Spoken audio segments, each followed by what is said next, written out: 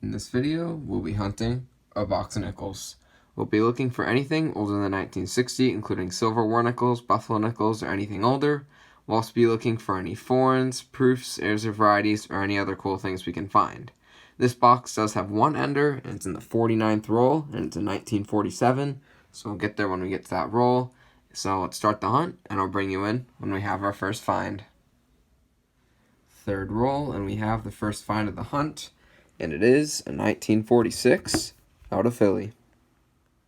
Roll 4, and I already pulled out a couple more 40s nickels. 1946, this time from Denver, and a 1941 out of Philly. But I'm just going to test my luck, record this one live. Has an estimate mark on the reverse, see if it's a better date. And it's not, it's just a 1940S, but still, that's 40s nickel number 4 of the box in 4 rolls. Roll 5, and the finds are going to continue with a couple more older Jeffersons.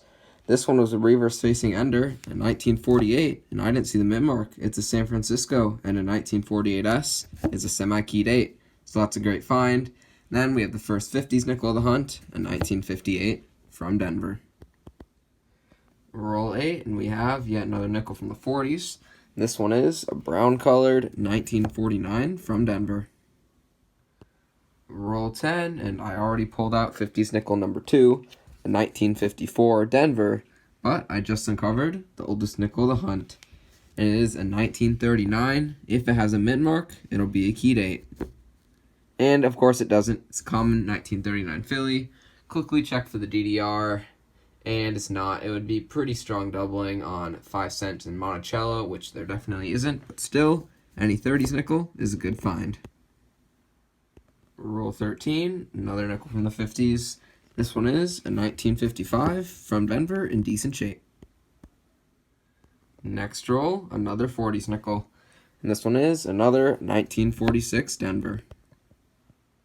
Roll 16, another older nickel. This time it's a 1948, minted in Philly. Next roll, and we have yet another 40s nickel. And this one is just another 1941 Philly. Roll 19 had a couple more 40s nickels right next to each other in the roll. And they were a 1940 and 1949, both from Philly. Just opened roll 24, and we're going to have the first foreign of the hunt. And I can already see it's going to be a Canadian nickel like normal. And it is, and this one is a 1973, which means this is a pure nickel Canadian nickel. Probably like 90% of the time when I find them, they're not pure nickel. They're 82 and later, but this one's a pre-82, so that's a great find. Roll 27, yet another nickel from the 40s. This one is another 1941 from Philly. Next roll, and we're getting a ton of 40s nickels in this box, so we just added to the number. And this one is another 1949 Philly. Once again, next roll, yet another 40s nickel. This one is a pretty nice 1940 from Denver. Just opened roll 32, and we're going to have another foreign, but this one looks a little bit different. I don't think it's going to be a Canadian. Oh, I know what this is. This is a Swiss 20 Rapin, I believe. I've gotten a few of these before, and this one's a 1993. Get these not too often. I probably only found a few ever, so that's a great foreign find. Roll 34, and I just uncovered a really nice 1959. Doesn't look like it's a proof, just a really nice coin, and it is a Philly, and looks like there's a lot of detail on the steps too, so really nice 59 Philly. Doesn't look like a proof, but still, that's a great find. Roll 37, and we have yet another 1949 nickel, minted in Philly. Next roll, and we finally have 50s nickel number 5 of the box. Not too many 50s, but a lot of 40s, as I said. This one is a 1957 from Denver. Roll 42, and we're going to have another good foreign, and it's one away from being an ender. This is going to be a young head nickel with that odd edge. I've only gotten a couple of these ever, so let's see what the date of this one is. It's a 1962. Don't think I found that date before. That's an awesome foreign find. Wow. Next roll, and we have another semi-keyed 8. And it's the same as the last one, a 1948 San Francisco. That's another awesome find. Roll 45, yet another nickel from the 40s. This one is another 1940 San Francisco. Roll 46, and we have another 50s nickel. This one is another 1954 Denver.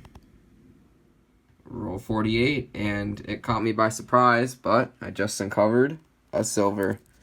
It's a Philadelphia mint mark, and it is a 1944. Great to see a 35% silver war nickel before the end of the box. That's a great find. Roll 49 was our only ender of the box, and it was a 1947 out of Philly. Nickel box has been hunted, so let's go over the finds. We ended up with 16 S-mints. This one I set aside. It's a 1990D with a bit of a misaligned die. You can see it struck a little bit to the left. Not really any value, just thought it was worth setting aside. Older Jeffersons, we did great, especially from the 40s. We ended up with 1 from the 30s, a 1939 Philly, 18 from the 40s, which is definitely a lot more than normal, and then only 6 from the 50s, which is less than normal, but one of them was that really nice 1959 Philly. Foreigns, we ended up with 3, and all of them were better than the usual modern Canadians we usually get. We got 2 Canadians, a 1962 Younghead, which I've only found a few Younghead Canadians ever, so that's a great find. And then a 1973 pure nickel Canadian, which I don't see many of also. And we got that Swiss Helvetica 1993 20 wrapping. I've seen a few of these in my hunts, but always great to see another one. And the find of the hunt was definitely that 1944P silver war nickel we got right at the end of the box in row 48, so that was great to see. And overall, this was an awesome nickel box.